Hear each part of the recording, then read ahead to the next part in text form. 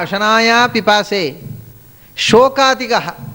ಈ ಕೊನೆಗೆ ಹೇಳಿದರು ಭಯ ಇಲ್ಲ, ಅದರಿಂದ ದುಃಖವೂ ಇಲ್ಲ.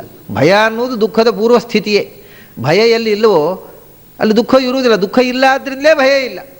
ಶೋಕಾತಿಗ, ಎಲ್ಲ ದುಃಖಗಳನ್ನು ಕಳಚಿಕೊಂಡು ಮೋದತೆ ಕೇವಲ ಆನಂದ ಸ್ವರೂಪನಾಗಿರ್ತಾನೆ. ಎಲ್ಲಿ? ಸ್ವರ್ಗಲೋಕೆ. ಮತ್ತೊಮ್ಮೆ ಹೇಳಿದ, ಹಿಂದೆ ಸ್ವರ್ಗೇ ಲೋಕೆ ಅಂತ ಹೇಳಿದ, ಪುನಃ ಹೇಳ್ತಾನೆ. ಅದಕ್ಕೆ ಅವನು ಅದು ಎರಡು ಬಗೆಯ ಸ್ವರ್ಗ ಅಂತ ಹೇಳೋದಕ್ಕೋಸ್ಕರವೇ. ಒಂದು ಸ್ವರ್ಗ ಇಲ್ಲಿಯೂ ಹಾಗೆ ಸುಮಾರಾಗಿ, ಆದರೆ ನಿಜವಾದ ಸ್ವರ್ಗ ಅಂದರೆ ಮೋಕ್ಷದಲ್ಲಿ ದುಃಖ ಇಲ್ಲ, ಹಸಿವು ಬಾಯಾರಿಕೆಗಳಿಲ್ಲ, ಹೊಟ್ಟೆಗೂ ಹಸಿವಿಲ್ಲ, ತಲೆಗೂ ಹಸಿವಿಲ್ಲ. ಯಾಕೆಂದರೆ ಹಸಿವು ಇರುವುದು ಯಾವುದಕ್ಕೆ? ಸ್ಥೂಲ ಶರೀರಕ್ಕೆ.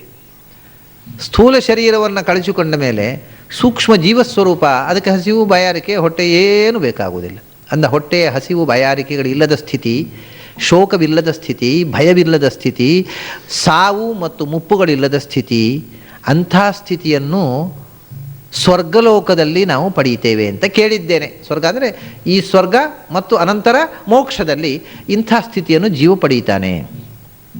ಇಲ್ಲಿ ನಾವು ಗಮನಿಸಿದರೆ ಇದಕ್ಕೆ ವಿರುದ್ಧವಾದ ಸ್ಥಿತಿ ಸಂಸಾರ. ಸಂಸಾರ ಅಂತಂದರೆ ನಾವು ಹೇಳ್ತೇವೆ ಸಂಸಾರ ಸಾಗರ ಅಂತ, ಇದೊಂದು ಸಮುದ್ರ, ಜೀವನ ಅನ್ನುವಂಥ ಸಮುದ್ರ ಅಂತ ಹೇಳ್ತೇವೆ. ಸಮುದ್ರದಲ್ಲಿ ತೆರೆಗಳಿರ್ತವೆ. ಇದನ್ನೇ ಜೀವನದಲ್ಲಿ 6 ತೆರೆಗಳು ಅಂತ ಹೇಳಿದ್ರು, ಷಡೂರ್ಮಿಗಳು. ಷಡೂರ್ಮಿಗಳು ಸಂಸಾರದಲ್ಲಿ. ಊರ್ಮಿ ಇಲ್ಲದ ಸ್ಥಿತಿ ಮೋಕ್ಷ. ಊರ್ಮಿ ಅಂದರೆ ತೆರೆ, ವೇವ್ಸ್.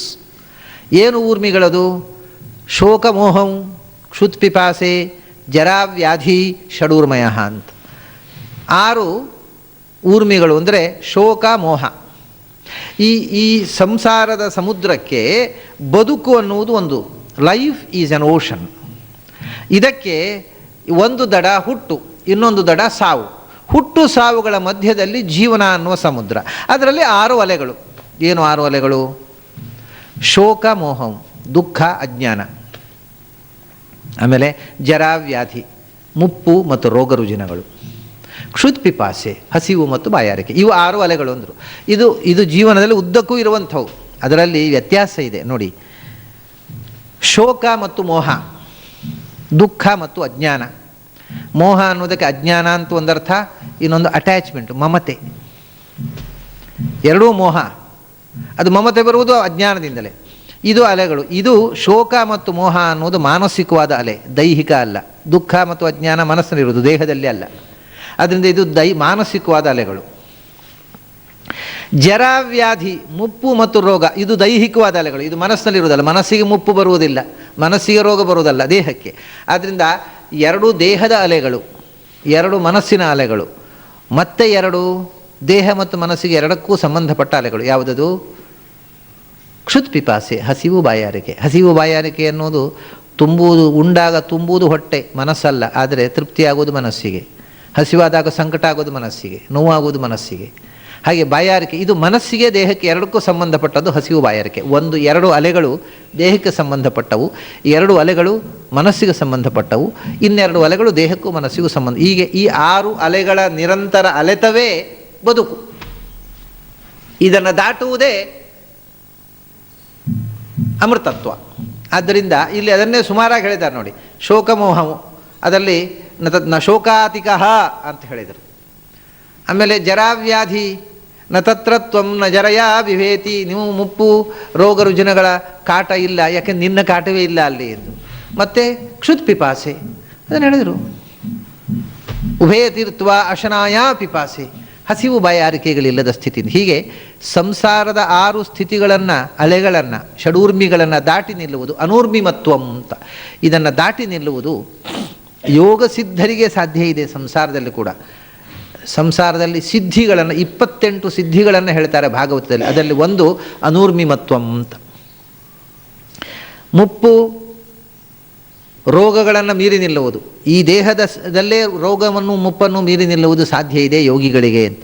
ಊರ್ಮಿಗಳನ್ನು ಮೀರಿ ಬದುಕುವುದು, ಹಸಿವು ಬಾಯಾರಿಕೆಗಳನ್ನು ಮೀರಿ ನಿಲ್ಲುವುದು ಸಾಧ್ಯ ಇದೆ ಯೋಗ ಶಕ್ತಿಯಿಂದ, ಅದನ್ನು ಪಡೆಯಬಹುದು ಅಂತ. ಆದರೆ ಅದು ಏನಿದ್ರೂ ಅದೊಂದು ಸಾವಧಿಕ. ಒಂದು ದಿವಸ ಅವರು ದೇಹವನ್ನು ಬಿಟ್ಟು ಹೋಗಲೇಬೇಕಲ್ಲ.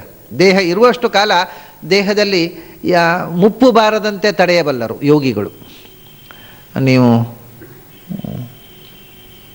Autobiography of a yogi, Paramahansa ಯೋಗಾನಂದರು ಬರೆದಿರತಕ್ಕಂಥ ಪುಸ್ತಕವನ್ನು ನಿಮ್ಮನ್ನು ಕೆಲವರಾದರೂ ನೋಡಿರಬಹುದು.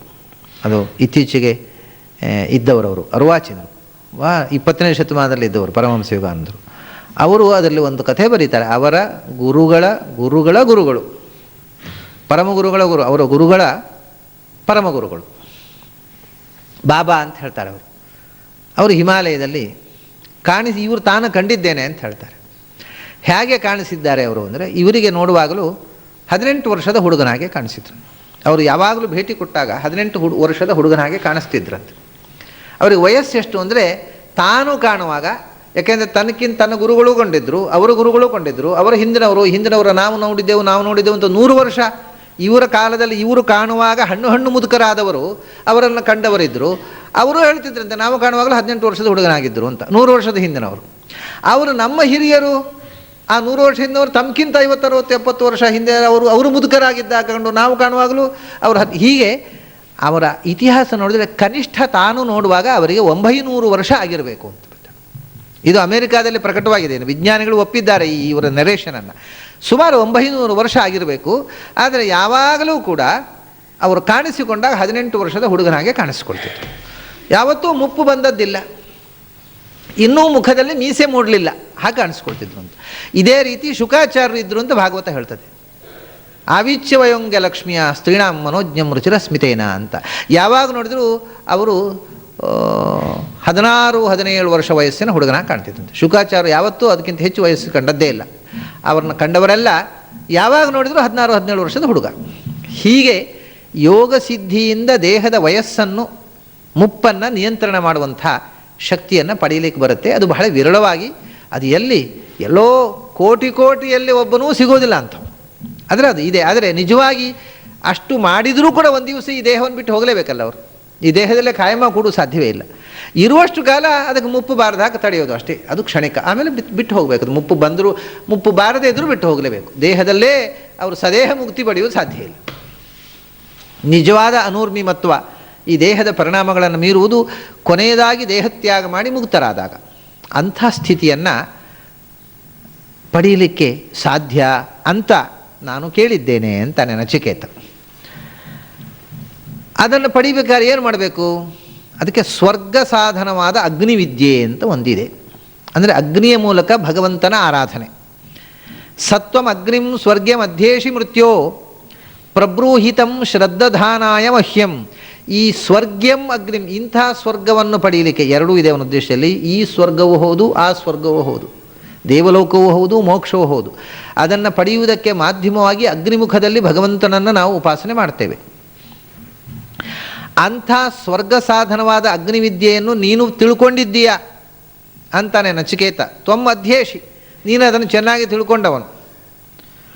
ಈಗ ನಾನು ಎರಡನೇ ವರವಾಗಿ ಕೇಳುವುದೇನು ಅಂದರೆ, ಅಂಥ ಸ್ವರ್ಗ ಸಾಧನವಾದ ಮತ್ತು ಕೊನೆಯದಾಗಿ ಅದನ್ನು ಈ ಅಗ್ನಿಯಲ್ಲಿ ಉಪಾಸನೆ ಮಾಡಿದರೆ ಅವನು ಸ್ವರ್ಗಕ್ಕೆ ಹೋಗ್ತಾನೆ. ಮೊದಲು ಸ್ವರ್ಗಕ್ಕೆ ಹೋಗಿ ಸ್ವರ್ಗದಲ್ಲಿ 1 ಮನ್ವಂತರ ಕಾಲ ಇರ್ತಾನೆ ಅಂತಾರೆ ಶಾಸ್ತ್ರಕಾರರು. 1 ಮನ್ವಂತರ ಕಾಲ. ಆ ಮನ್ವಂತರ ಮುಗಿದ ಮೇಲೆ ಮತ್ತೆ ಭೂಮಿಗೆ ಬರ್ತಾನೆ, ಮತ್ತೆ ಉಪಾಸನೆ ಮಾಡಿ ಮೋಕ್ಷಕ್ಕೆ ಹೋಗ್ತಾನೆ. ಅಂದರೆ ಮುಂದೆ ಮೋಕ್ಷಕ್ಕೆ ಹೋಗಲಿಕ್ಕೆ ಇದು ತೆರೆದ ಬಾಗಿಲು ಈ ಅಗ್ನಿವಿದ್ಯೆ. ಅದನ್ನ ಮೊದಲು ಸ್ವರ್ಗ ಸಾಧನ, ಆಮೇಲೆ ಮೋಕ್ಷ ಸಾಧನವಾಗಿರತಕ್ಕಂಥ ಈ ಅಗ್ನಿವಿದ್ಯೆಯನ್ನು ನೀನು ತಿಳ್ಕೊಂಡಿದ್ದೀಯಾ? ಪ್ರಬ್ರೂಹಿತಂ, ನನಗೆ ಹೇಳುವುದನ್ನು. ಅದು ಹೇಳು ಅಂದರೆ ನಿನಗೆ ಯಾಕೆ ಹೇಳಬೇಕು ಅಂದರೆ, ಶ್ರದ್ಧಾನಾಯ ಮಹ್ಯಂ, ನಾನು ಅದನ್ನು ಪೂರ್ಣ ನಂಬಿ ಕೇಳ್ತಾ ಇರುವವನು. ಅದು ಹೇಗೆ ಸಾಧ್ಯ ಅಂತ ನಿನ್ನ ಆಕ್ಷೇಪದಿಂದ ಕೇಳುವವನಲ್ಲ, ಶ್ರದ್ಧೆಯಿಂದ ನಂಬಿ ಕೇಳ್ತಾ ಇದ್ದೇನೆ. ನನ್ನ ನಂಬಿಕೆಯನ್ನು ಪುಟಗೊಳಿಸುವ ಅರಿವು ಕೊಡು. ಯಾಕೆಂದರೆ ಅರಿವಿಗೆ ಮೊದಲು ಬೇಕಾಗಿರತಕ್ಕಂಥದ್ದು. ಗೀತೆಯಲ್ಲಿ ಹೇಳ್ತಾನೆ ಏನು ಅಂದರೆ, ಇದನ್ನು ಶ್ರದ್ಧೆ ಇಲ್ಲದವರಿಗೆ ಹೇಳಬೇಡ ಅಂತ ಹೇಳ್ತಾನೆ. ಹಾಗೆ ಇವನು ಹೇಳ್ತಾನೆ, ಅಂಥ ನಾನು ಅನಧಿಕಾರಿ ಅಲ್ಲ, ನಾನು ಶ್ರದ್ಧೆಯಿಂದ ಕೇಳ್ತಾ ಇದ್ದೇನೆ. ಅದೇನು ಶ್ರದ್ಧೆ ಇಲ್ಲದವರಿಗೆ ಹೇಳಬೇಡ ಅಂದರೆ? ನೋಡಿ, ಇಲ್ಲೊಂದು ಸಮಸ್ಯೆ ಇದೆ. ಶ್ರದ್ಧೆ ಬರುವುದು ತಿಳಿದ ಮೇಲೆ, ಇವನು ಹೇಳಿದ ಮೇಲೆ ಶ್ರದ್ಧೆ ಬರಬೇಕು. ತಿಳಿಯುವ ಮುಂಚೆ ಶ್ರದ್ಧೆ ಇದ್ದರೆ ಅದು ಮೂಢನಂಬಿಕೆ ಆಯ್ತಲ್ವ. ಮೊದಲು ಶ್ರದ್ಧೆ ಇರುವುದು ಹಾಗೆ, ತಿಳಿದು ಶ್ರದ್ಧೆ ಬರಬೇಕು. ಆದರೆ ಶ್ರದ್ಧೆ ಇಲ್ಲದೆ ತಿಳಿಲಿಕ್ಕಾಗುವುದಿಲ್ಲ ಅಂತಾರೆ. ಹೀಗಾದರೆ ಏನು ಕಥೆ ಇದು? ತಿಳಿದು ಶ್ರದ್ಧೆಯೋ, ಶ್ರದ್ಧೆಯಿಂದ ತಿಳಿಯೋದೋ, ತಿಳಿದೋದ್ರಿಂದ ಶ್ರದ್ಧೆ ಬರುವುದೋ? ಎರಡೂ ಸರಿಯೇ, ಎರಡೂ ಬೇಕು. ಮೊದಲು ಒಂದು ಶ್ರದ್ಧೆ ಬೇಕು, ಆಮೇಲೆ ತಿಳಿಬೇಕು. ಏಕೆಂದರೆ ಶ್ರದ್ಧೆಯೇ ಇಲ್ಲದೇ ಇದ್ದರೆ ಏನೋ ಸುಮ್ಮನೆ ಈ ಉಪನಿಷತ್ನಲ್ಲೆಲ್ಲ ಇರೋದು ಹಾಳು ಹರಟೆ, ತಲೆ ಇಲ್ಲ ಬುಡ ಇಲ್ಲ ಅಂತ ತಿಳ್ಕೊಂಡು ಉಪನಿಷತ್ ಇದ್ದದ್ದು ಏನೂ ಹೋಗೋದೇ ಇಲ್ಲ ತಲೆ ಒಳಗೆ. ಅದನ್ನ ಮೊದಲು ಉಪನಿಷತ್ತಿನಲ್ಲಿ ನಾನು ತಿಳಿಯಬೇಕಾದ ಸಂಗತಿಗಳಿವೆ ಅನ್ನುವ ಶ್ರದ್ಧೆ ಬೇಕು.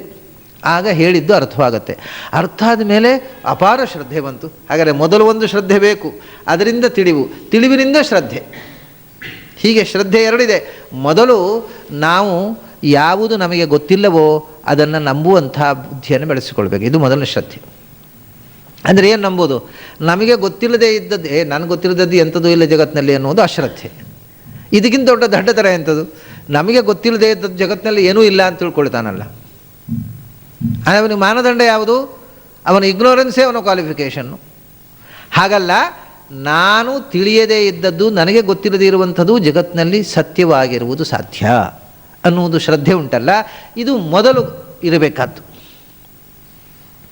ಯಾವುದು ನನಗೆ ಅಸಂಭವ ಅಂತ ಕಾಣ್ತದೋ ಅದು ವಿಶ್ವದಲ್ಲಿ ಇರುವುದು ಸಾಧ್ಯ, ಅದನ್ನು ತಿಳ್ಕೋಬೇಕು ನಾನು. ಈಗ ನನಗೆ ಗೊತ್ತಿರುವಂಥ ತಿಳಿವಿನ ಮಾನದಂಡದಲ್ಲಿ ಅದು ಸಾಧ್ಯ ಇಲ್ಲ. ಆದರೆ ಅದು ಅಸಾಧ್ಯ ಅಲ್ಲ, ಯಾಕೆಂದರೆ ನನ್ನ ತಿಳಿವೇ ಜಗತ್ತಿನ ಮಾನದಂಡ ಅಲ್ಲ. ನನಗೆ ಗೊತ್ತಿರುವಂಥ ತಿಳುವಳಿಕೆಯ ಮೇಲೆ ಇದು ಸಾಧ್ಯ ಇಲ್ಲ ಅಂತ ನನಗೆ ಅನ್ನಿಸ್ತಾ ಇದೆ. ಯಾವುದು ಅಸಂಭವವೋ ಅದು ಸಂಭವ ಅನ್ನುವ ಅರಿವೇ ಮೊದಲು ಇರಬೇಕಾದ ಶ್ರದ್ಧೆ. ಆಗ ತಿಳ್ಕೊಳ್ತಾನೆ. ತಿಳ್ಕೊಂಡಾಗ ತಾನು ಅಸಂಭವ ಅಂತ ತಿಳ್ಕೊಂಡದ್ದು ಸಂಭವ ಅಂತ ಗೊತ್ತಾಗೋಯ್ತು. ಗೊತ್ತಾದ ಮೇಲೆ ಕನ್ವಿಕ್ಷನ್ ಬಂತು. ಆಮೇಲೆ ಮೊದಲು ಶ್ರದ್ಧೆ ಎಂದರೆ ಅಷ್ಟೇ, ತಿಳ್ಕೊಳ್ಳಬೇಕಾದ ಸಂಗತಿಯನ್ನು ಆಸಕ್ತಿಯಿಂದ ಕೇಳುವ ಜಿಜ್ಞಾಸೆ. ಆ ಜಿಜ್ಞಾಸೆಯಿಂದ ಮತ್ತೆ ಬರತಕ್ಕಂಥ ಕನ್ವಿಕ್ಷನ್ನು ಅನಂತರದ ಶ್ರದ್ಧೆ. ಯಾರಿಗೆ ಶ್ರದ್ಧೆಯೇ ಇಲ್ಲವೋ ಅಂದರೆ ಸುಮ್ಮನೆ ಪಾಸ್ ಟೈಮು ಅಥವಾ ಏನು ಹೇಳ್ತಾರೆ ಅಂತ ಚಂದ ನೋಡಲಿಕ್ಕೆ ಕೇಳುವವರಿಗೆ ಅಧ್ಯಾತ್ಮವನ್ನು ಹೇಳಬೇಡ ಅಂಥೇಳಿ. ಯಾಕೆಂದರೆ ವ್ಯರ್ಥ ಅದು. ಅವರು ಏನು ಶ್ರದ್ಧೆಯಿಂದ ಅದನ್ನು ತಿಳ್ಕೋಬೇಕು ಅಂತ ಬಂದವರಲ್ಲ. ಅಂಥವರ ಮುಂದೆ ಅಧ್ಯಾತ್ಮವನ್ನು ಬಿಚ್ಚಬೇಡ ಅಂತ ಗೀತೆಯಲ್ಲಿ ಕೃಷ್ಣ ಅನೇಕ ಬಾರಿ ಹೇಳ್ತಾನೆ. ಆದ್ದರಿಂದ ಇವನು ಹೇಳ್ತಾನೆ, ನಾನು ಹಾಗೆ ಏನೋ ಒಂದು ಸುಮ್ಮನೆ ಇಲ್ಲಿ ಬಂದೆ ಅಲ್ವಾ, ಬಂದದ್ದಕ್ಕೆ ಏನಾದರೂ ಕೇಳೋಣ ಅಂತ ಕೇಳಿದ್ದಲ್ಲ. ಶ್ರದ್ಧಾನಾಯ, ತುಂಬ ಶ್ರದ್ಧೆಯಿಂದ, ಅಂದರೆ ಶ್ರದ್ಧೆ ಅಂದರೆ ನಿನ್ನೆ ಹೇಳಿದ್ದೆ ನಾನು, ಆಸ್ತಿಕ್ಯ ಬುದ್ಧಿ ಅಂತ ಅರ್ಥ ಶ್ರದ್ಧೆ ಅನ್ನೋ ಶಬ್ದಕ್ಕೆ. ಇದೆ ಅಂತ ಒಪ್ಪಿಕೊಳ್ಳುವುದು. ಏನಿದೆ ಅಂತ ನಮಗೆ ಗೊತ್ತಿಲ್ಲದೆ ಇದ್ದದ್ದು ಇರುವುದು ಸಾಧ್ಯ ಅಂತ ಒಪ್ಪಿಕೊಳ್ಳುವುದೇ ಶ್ರದ್ಧೆ. ಜಗತ್ತಿನ ಸತ್ಯದ ಕೊನೆಯ ಮಾನದಂಡ ನನ್ನ ಬುದ್ಧಿ ಅಲ್ಲ, ನನ್ನ ಲಾಜಿಕ್ ಅಲ್ಲ. ಯಾಕೆಂದರೆ ನಮಗೆ ಇದೇ ಇಲ್ಲ ಅನ್ನೋದು ಲಾಜಿಕ್. ನಮ್ಮ ಮನಸ್ಸು ಲಾಜಿಕ್ ಮಾಡೋದು ಯಾವುದರಿಂದ? ನಮ್ಮ ತಿಳುವಳಿಕೆಯಿಂದ ನಮ್ಮ ಲಾಜಿಕ್ಕು. ನಮ್ಮ ತಿಳುವಳಿಕೆ ಅನ್ನೋದು ದುರ್ಬಲ ಆಗಿದೆ, ನಮ್ಮ ಲಾಜಿಕ್ಕು ದುರ್ಬಲವೇ. ಅದರಿಂದ ಇಡೀ ವಿಶ್ವದ ಸತ್ಯವನ್ನು ನಮ್ಮ ಲಾಜಿಕ್ಕಿನಿಂದ ಪ್ರೂವ್ ಮಾಡಲಿಕ್ಕೆ ಬರುವುದಿಲ್ಲ ಅನ್ನುವ ಎಚ್ಚರವೇ ಶ್ರದ್ಧೆ. ನನಗೆ ಅರ್ಥವಾಗದೇ ಇದ್ದದ್ದು, ನಾನು ನಂಬದೇ ಇದ್ದದ್ದು, ನನಗೆ ತಿಳಿಯಲಾಗದ್ದು ಇರುವುದು ಸಾಧ್ಯ ಅಂತ ನಂಬುವುದೇ ಶ್ರದ್ಧೆ, ಆಸ್ತಿಕ್ಯ ಬುದ್ಧಿ. ಅದು ಇದೆ ಅಂತ ಯಾವುದು ನನಗೆ ಗೊತ್ತಿಲ್ಲದಿರುವಂಥದ್ದು ಇದೆ ಅಂತ ತಿಳ್ಕೊಂಡಿರುವುದೇ ಆಸ್ತಿಕ್ಯ. ಆಸ್ತಿಕ್ಯ ಅಂದರೆ ಇದೆ ಅಂತ. ಇದೆ ಅಂತ ಯಾವುದಿದೆ? ದೇವರು, ಪರಲೋಕ ಇದೆ, ಧರ್ಮ ಇದೆ, ಪಾಪ ಪುಣ್ಯ ಇದೆ ಅಂತ ಹೇಳ್ತಾರೆ. ಆದರೆ ಅಷ್ಟೇ ಅಲ್ಲ, ಒಟ್ಟಿಗೆ ಶಬ್ದದ ಅರ್ಥ ಏನು ಅಂದರೆ ನನಗೆ ಯಾವುದು ಗೊತ್ತಿಲ್ಲವೋ ಅದು ಇರುವುದು ಸಾಧ್ಯ ಅಂತ ತಿಳುವಳಿಕೆಯೇ ಮೂಲಭೂತವಾದ ಶ್ರದ್ಧೆ. ಆದ್ದರಿಂದ ಗೊತ್ತಿಲ್ಲದೆ ಇದ್ದದ್ದನ್ನು ಗೊತ್ತಿದ್ದವರ ಬಳಿ ಹೋಗಿ ತಿಳ್ಕೋಬೇಕು ಅನ್ನೋ ಜಿಜ್ಞಾಸೆ ಬಂತು ಈ ಶ್ರದ್ಧೆಯಿಂದ. ಆಗ ಕೇಳಿದೆವು. ಕೇಳಿದಾಗ ನಾವು ಯಾವುದೇ ಅದು ಇರಲಿಕ್ಕಿಲ್ಲ ಅಂತ ತಿಳ್ಕೊಂಡಿದ್ದೆವು, ಅದು ಉಂಟು ಅಂತ ಗೊತ್ತಾಯಿತು. ಶ್ರದ್ಧೆಗೆ ಫಲವಾಯಿತು. ಆವಾಗ ಶ್ರದ್ಧೆ ದೃಢವಾಯಿತು. ಹೀಗೆ ಶ್ರದ್ಧೆ ಇದ್ದವನಿಗೇ ಹೇಳಬೇಕು.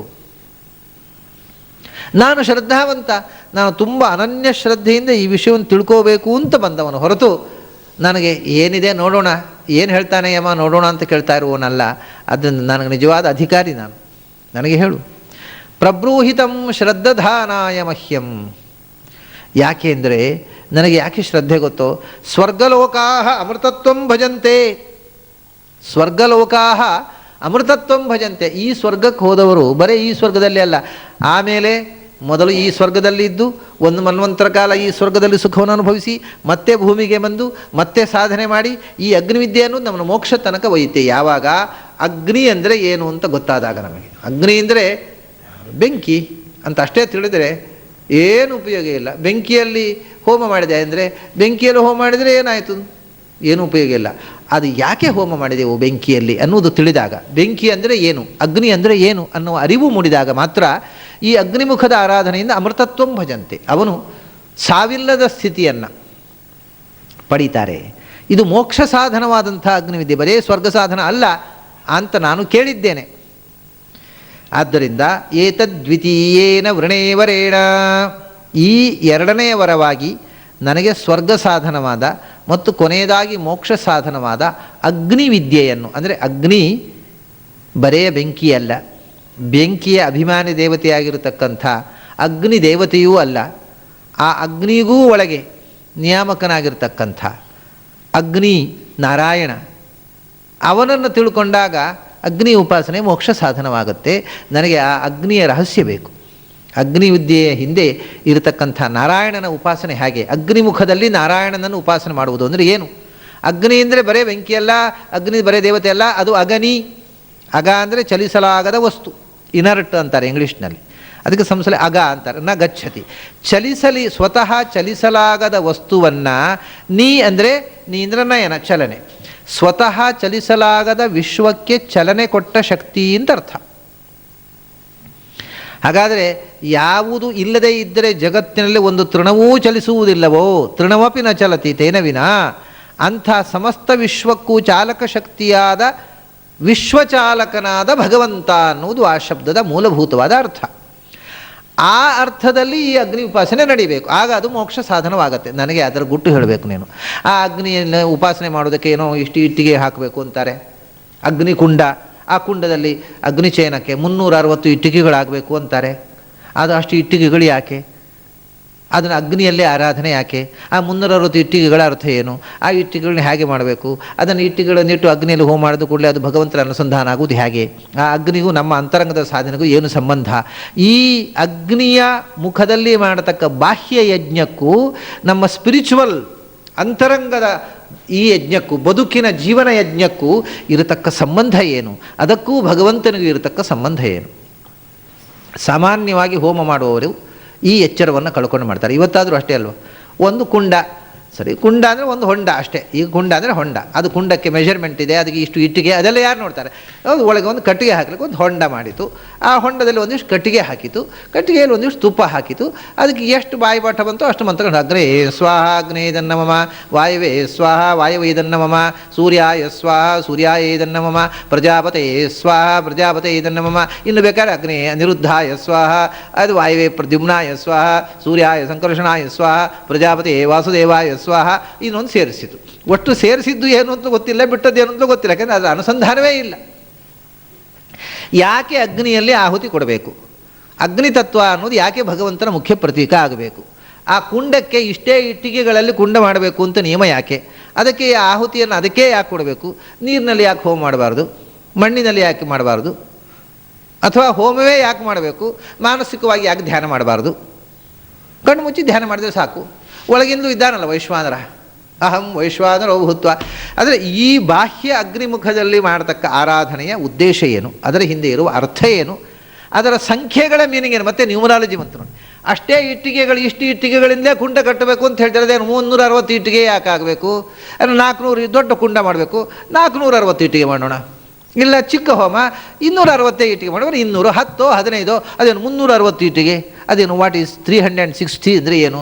ಅದರ ವೈಶಿಷ್ಟ್ಯ ಏನು? ಆ ಸಂಖ್ಯೆಗೆ ಏನಾದ ಅರ್ಥ ಇದೆಯೋ? ಅದಕ್ಕೂ ನಮ್ಮ ಜೀವನಕ್ಕೂ ಸಂಬಂಧ ಇದೆಯೋ?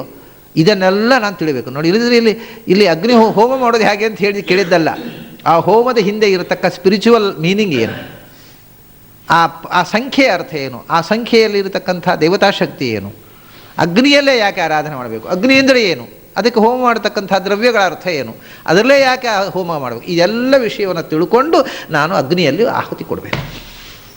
ಅದು ನಿನಗೆ ಗೊತ್ತಿದೆ, ಯಾಕೆಂದರೆ ನೀನು ಅಂಥ ಅಗ್ನಿ ಮುಖದಲ್ಲಿ ಆರಾಧನೆ ಮಾಡಿ ಭಗವಂತನನ್ನು ಅಪರೋಕ್ಷ ಜ್ಞಾನ ಪಡೆದು ಈ ಪದವಿಯನ್ನು ಪಡೆದವ. ಎಲ್ಲ ದೇವತೆಗಳು ಅಪರೋಕ್ಷ ಜ್ಞಾನಿಗಳಾದ ಮೇಲೆ ದೇವ ಪದವಿಯನ್ನು ಪಡೆಯುವವರು. ಅದು ನೀನು ಅಪರೋಕ್ಷ ಜ್ಞಾನಿ, ಇದರ ಹಿಂದೆ ಇರತಕ್ಕಂಥ ಸತ್ಯದ ಅರಿವು ನಿನಗಿದೆ. ನಾನು ಅದನ್ನು ಕೇಳಬೇಕು ಅಂತ ಬಂದಿದ್ದೇನೆ. ದಯವಿಟ್ಟು ನನಗೆ ಆ ಅಗ್ನಿವಿದ್ಯೆಯ ರಹಸ್ಯವನ್ನು ಹೇಳು. ಅದರ ಮೂಲಕ ಸ್ವರ್ಗ ಮತ್ತು ಮೋಕ್ಷಕ್ಕೂ ನಮ್ಮನ್ನು ಕೊಂಡೊಯ್ಯಬಹುದಾದಂಥ ಆ ಅಗ್ನಿವಿದ್ಯೆಯ ರಹಸ್ಯವನ್ನು ಹೇಳು ಅಂತ ನಚಿಕೇತ ಕೇಳಿದ. ಯಮನದ್ದೇನೂ ತಕರಾರಿಲ್ಲ, ನೀನು ನಿಜವಾಗಿ ಬುದ್ಧಿವಂತ ಇದ್ದೀಯಪ್ಪ, ನಿನಗಲ್ದೆ ಇನ್ಯಾರು ಹೇಳಬೇಕು ಅಂತ. ಯಾಕೆಂದರೆ ಈ ತಿಳ್ಕೊಂಡವರಿಗೆ ಕೇಳೋರದ್ದೇ ಸಮಸ್ಯೆ. ನಿಜವಾಗಿ ಶ್ರದ್ಧೆಯಿಂದ ಕೇಳುವವರು, ಕೇಳಿದ್ದನ್ನು ಅರ್ಥ ಮಾಡಿಕೊಳ್ಳುವವರು ಸಿಕ್ಕಿದರೆ ಅದಕ್ಕಿಂತ ದೊಡ್ಡ ಲಾಭ ಎಂಥದ್ದು. ಇವನು ಒಳ್ಳೆ ಬುದ್ಧಿವಂತ ವಿದ್ಯಾರ್ಥಿ ಸಿಕ್ಕಿದ್ದಾನೆ, ಆಸಕ್ತಿಯಿಂದ ಕೇಳ್ತಾ ಇದ್ದಾನೆ ಅಂದರೆ ನಾನು ಹೇಳ್ತೀನಪ್ಪ, ಸಂತೋಷವಾಗಿ ಹೇಳ್ತೀನಿ ಅಂತ ಅಗ್ನಿವಿದ್ಯೆಯನ್ನು ಅವನು ನಚಿಕೇತನಿಗೆ ಉಪದೇಶ ಮಾಡ್ತಾನೆ. ಆ ಅಗ್ನಿವಿದ್ಯೆಯ ಉಪದೇಶವೂ ಕೂಡ ನಿಗೂಢವಾಗಿದೆ. ಅಗ್ನಿವಿದ್ಯೆಯ ರಹಸ್ಯವನ್ನು ಹೇಳಿದ ಅಂತಿಷ್ಟೇ ಹೇಳ್ತದೆ, ಏನು ಹೇಳಿದ ಅಂತ ಹೇಳೋದೇ ಇಲ್ಲ ಉಪನಿಷತ್ತು. ಯಾಕೆಂದರೆ ಅದು ಮತ್ತು ಗುಟ್ಟು. ನಚಿಕೇತನಿಗೆ ಹೇಳಿದ, ಏನು ಹೇಳಿದ ಅಂತ ನಿಮಗೆಲ್ಲ ಯಾಕೆ ಹೇಳಬೇಕು ಅಂತಾರೆ ಉಪನಿಷತ್ಕಾರರು. ಅದು ನಚಿಕೇತನಿಗೂ ಯಮನಿಗೂ ಗೊತ್ತು. ನಚಿಕೇತನಿಗೆ ಏನು ಹೇಳಿದ ಅನ್ನೋದನ್ನು ನಾವು ಸ್ವಲ್ಪ ಮಟ್ಟಿಗೆ ಅದರ ಒಳಕ್ಕೆ ಹೊಕ್ಕು ಆ ಮಂತ್ರವನ್ನು ಒಡೆದು ಒಳಕ್ಕೆ ಹೋಗಿ ಸಂಪುಟ ಮುಚ್ಚಳ ತೆಗೆದು ನೋಡಬೇಕಾಗತ್ತೆ. ನೋಡಿದಾಗ ನಮಗೆ ಏನು ಅದರ ಒಳಗಿನಿಂದ ರಹಸ್ಯ ಕಾಣುತ್ತೆ ಅನ್ನೋದನ್ನು ನಾಳೆ ದಿವಸ ಸೇರಿದಾಗ ನೋಡೋಣ. ಓಂ ಸಹನಾ ಭವತು ಸಹನೌ ಭುನಕ್ತು ಸಹ ವೀರ್ಯಂಕರವಾವಹೈ ತೇಜಸ್ವಿನಾವಧೀತಮಸ್ತು ಮಾ ವಿದ್ವಿಷಾವಹೈ. ಓಂ ಶಾಂತಿ ಶಾಂತಿ ಶಾಂತಿ.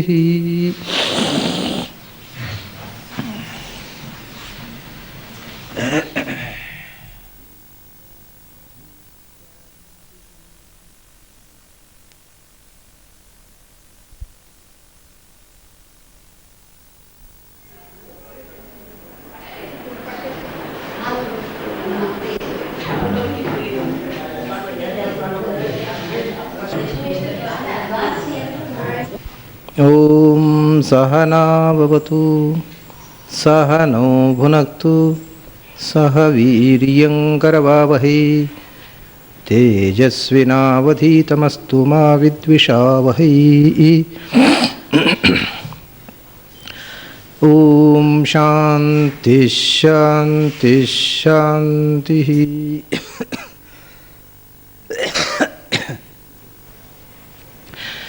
ನಚಿಕೇತ ಎರಡನೆಯ ಪ್ರಶ್ನೆಯನ್ನು ಕೇಳಿದ್ದಾನೆ. ಸ್ವರ್ಗ ಸಾಧನ ಆಗಿ ಆಮೇಲೆ ಮೋಕ್ಷ ಆಗಬಹುದಾದಂಥ ಅಗ್ನಿವಿದ್ಯೆಯ ರಹಸ್ಯವನ್ನು ನನಗೆ ತಿಳಿಸ್ರಿ ಅಂತ ಕೇಳಿದ್ದಾನೆ. ಯಮ ಅದಕ್ಕೆ ಏನು ಉತ್ತರ ಕೊಟ್ಟ ಅನ್ನೋದನ್ನು ನಾವು ನೋಡಬೇಕಾದ್ದು. ಪ್ರತೇ ಬ್ರವೀಮಿ ತದುಮೇ ನಿಬೋಧ ಸ್ವರ್ಗ್ಯಮಗ್ನಿಂ ನಚಿಕೇತಃ ಪ್ರಜಾನನ್ ಅನಂತಲೋಕಾಪ್ತಿಮಥೋ ಪ್ರತಿಷ್ಠಾಂ ವಿದ್ಧಿತ್ವಮೇತಂ ನಿಹಿತಂ ಗುಹಾಯಾಂ ಅಂತ ಅದಕ್ಕೆ ಯಮ ಕೊಟ್ಟ ಉತ್ತರದ ಮೊದಲನೆಯ ಶ್ಲೋಕ. ಪ್ರತೇ ಬ್ರವೀಮಿ ಎಂದು ಆ ಪ್ರಶ್ನೆಯನ್ನು ನಾನು ನಿನಗೆ ಹೇಳ್ತೀನಿ ಎಂದು. ಪ್ರತೇ ಬ್ರವೀಮಿ, ತೇ ಪ್ರಬ್ರವೀಮಿ, ಈ ನಿನಗೆ ಅದನ್ನು ಚೆನ್ನಾಗಿ ವಿವರಿಸಿ ಹೇಳ್ತೇನೆ ಅಂತಾನೆ. ಅದರ ಜೊತೆಗೆ ಇನ್ನೊಂದು ವಿಶೇಷವಾದ ಅರ್ಥ ಇದೆ ಅಲ್ಲಿ. ಪ್ರಬ್ರವೀಮಿ ಅಂತಿದೆ. ಬ್ರವೀಮಿ ಅಂತ ಹೇಳಿದರೆ ಹೇಳ್ತೀನಿ ಅಂತ, ನಾನು ವಿವರಿಸ್ತೇನೆ. ಪ್ರಬ್ರವೀಮಿ ಅಂದರೆ ಚೆನ್ನಾಗಿ ಹೇಳ್ತೀನಿ ಅಂತ. ಇನ್ನೊಂದು ಅರ್ಥ ಪ್ರ ಅಂತಂದರೆ ವೇದದಲ್ಲಿ ಪ್ರ ಅನ್ನುವುದು ಭಗವಂತನ ವಾಚಕವಾದ ಶಬ್ದ. ಅಕಯ ಪ್ರವಿ ಸಂಭೂಮ ಸಖಹಾಹ ವಿಷ್ಣುವಾಚಕಾಹ ಅಂತ. ಆ ಕ ಯ ಪ್ರ ವಿ ಸಂ ಇವೆಲ್ಲ ವಿಷ್ಣುವಾಚಕ ಶಬ್ದಗಳು. ಅದರಿಂದ ಪ್ರಬ್ರವೀಮಿ ಅಂದರೆ ಆ ಅಗ್ನಿಯ ಒಳಗೆ ಇರತಕ್ಕಂಥ ನಾರಾಯಣ ತತ್ವವನ್ನು ನಿನಗೆ ಹೇಳ್ತೇನೆ ಅಂತ ಅನ್ನುವ ಅರ್ಥ ಪ್ರಬ್ರವೀಮಿ ಅನ್ನುವುದರಿಂದ ಹೊರಡುತ್ತೆ. ಪ್ರತೇ ಬ್ರವೀಮಿ ತದು ಮೇ ನಿಬೋಧ, ನನ್ನಿಂದ ನೀನು ಆ ರಹಸ್ಯವನ್ನು ತಿಳ್ಕೋ, ನಿನಗೆ ಹೇಳ್ತೇನೆ. ಯಾವುದನ್ನು? ಸ್ವರ್ಗ್ಯಂ ಅಗ್ನಿಂ, ಯಾವುದು ಮೊದಲು ಸ್ವರ್ಗ ಸಾಧನವಾಗಿ ಅನಂತರ ಮೋಕ್ಷರೂಪವಾದ ಸ್ವರ್ಗ, ಸ್ವರೂಪ ಸುಖವನ್ನು ಕೊಡತಕ್ಕಂಥ ಮೋಕ್ಷ ಸಾಧನವಾಗಿರತಕ್ಕಂಥ ಅಗ್ನಿಯನ್ನು ನಿನಗೆ ನಾನು ಉಪದೇಶಿಸ್ತೇನೆ ಅಂತ. ನಚಿಕೇತಃ ಅಂತ ಅವನನ್ನು ಸಂಬೋಧನೆ ಮಾಡಿ ಒಂದು ವಿಶೇಷಣ ಕೊಡ್ತಾನೆ, ವಿಜಾನನ್ ಅಂತ. ಇದು ಯಮನಿಗೂ ವಿಶೇಷಣವಾಗಬಹುದು, ನಚಿಕೇತನಿಗೂ ಆಗಬಹುದು. ಸ್ವರ್ಗ್ಯಮಗ್ನಿಂ ವಿಜಾನನ್ ಪ್ರಬ್ರವೀಮಿ, ನನಗೆ ನಾನು ಅದನ್ನು ಚೆನ್ನಾಗಿ ಉಪಾಸನೆ ಮಾಡಿ ತಿಳ್ಕೊಂಡವ, ಆ ಅಗ್ನಿಯನ್ನು ಸಾಕ್ಷಾತ್ಕರಿಸಿಕೊಂಡವ, ಅಂದರೆ ಅಗ್ನಿಸ್ಥಿತನಾದ ನಾರಾಯಣನನ್ನು ನಾನು ಸಾಕ್ಷಾತ್ಕರಿಸಿಕೊಂಡವ. ವಿಜಾನನ್, ಬರೇ ಜಾನನ್ನಲ್ಲ, ಪ್ರಜಾನನ್ ವಿಜಾನನ್. ನಚಿಕೇತ ಪ್ರಜಾನನ್ ಅಂತಿದೆ. ಪ್ರಜ್ಞೆ ಅಂತಂದರೆ ಒಂದು ವಿಷಯದ ಅರಿವು ಅಷ್ಟೇ ಅಲ್ಲ.